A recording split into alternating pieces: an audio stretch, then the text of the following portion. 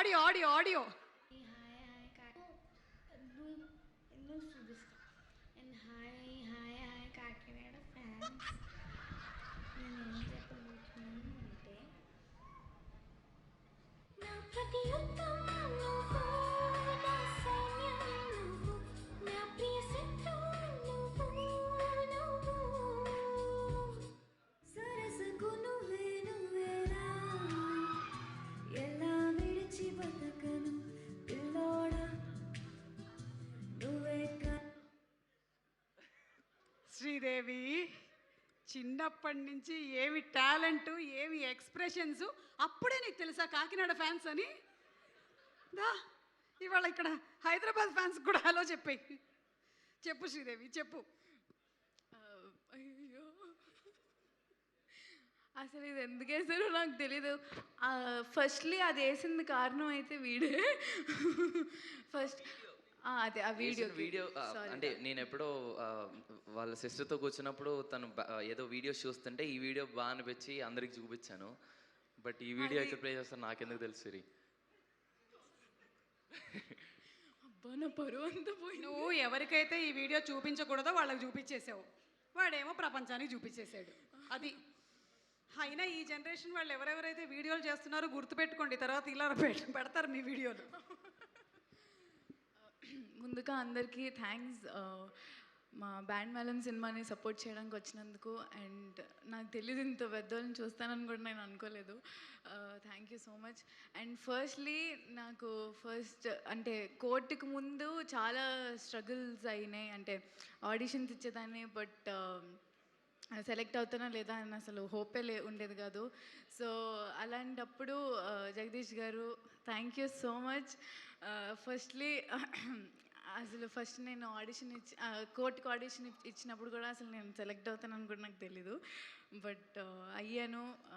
చిన్న luck add అయింది దానికి, నా స్ట్రగుల్లో లక్ యాడ్ అయింది. అండ్ దానికి ఖచ్చితంగా మేము నాన్నగారికి థ్యాంక్స్ చెప్పాలి. అండ్ ఎందుకంటే అసలు ఫస్ట్ ఇది నెక్స్ట్ ఏం సైన్ చేస్తున్నాం అనే ముందు ఒక సినిమా అనేది బయటికి రావాలి, అసలు మనం ఏంటనేది తెలియాలంటే ఖచ్చితంగా మనల్ని నమ్మి తీసుకున్నందుకు ఫస్ట్లీ చాలా థ్యాంక్స్ నాన్నగారికి. అండ్ దీప్తి అక్క థ్యాంక్ యూ సో మచ్, అడగగానే వచ్చినందుకు thank you so much.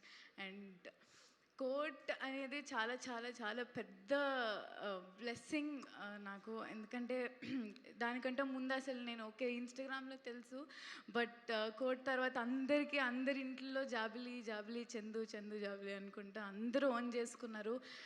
ఎటెళ్ళినా Chandu Jabili, ఎటెళ్ళినా Chandu Jabili. And ఇప్పటికీ అదే క్యారీ ఫార్వర్డ్ అయింది. మా ఇద్దరిని చాలా ఓన్ చేసుకున్నారు. ఎటెళ్ళినా మీరు కోర్టులో చాలా బాగా చేశారు, కోర్టులో చాలా బాగా చేశారు అనుకుంటా. అండ్ అవన్నీ చాలా నాకు కొత్తగా ఉండేవి, బట్ ఇప్పుడు చాలా చాలా చాలా హ్యాపీగా ఉంది. అలాంటి ఒక ఫిలిం మేము చేసాం అని చెప్పుకోవడానికి చాలా గ్రేట్ఫుల్గా ఉంది. అండ్ ఆఫ్టర్ కోర్ట్ అసలు ఏంటి అని ఆలోచిస్తున్నప్పుడు బెక్కం గారు నాకు కాల్ చేసేది ఒక కథ ఉందని చెప్పారు. Thank you so much sir. So అది కోన వెంకట్ గారు చెప్పారు దట్ ఒకసారి విను కథ చాలా బాగుంటుందని. వెళ్ళాను, విన్నాను, అసలు చాలా చాలా బాగా అనిపించింది. 2.5 hours మా సతీష్ గారు నుంచోనే కథ చెప్పారు. అండ్ ఆయన ఎంత డెడికేటెడ్గా చెప్పారంటే అంత అంత బాగా చెప్పారు. అండ్ నాకు చాలా చాలా నచ్చిన పార్ట్ ఏంటంటే క్లైమాక్స్. సో ఆ క్లైమాక్స్ అసలు నేను అన్ఎక్స్పెక్టెడ్ క్లైమాక్స్ అలా ఉండడం. అండ్ అయ్యో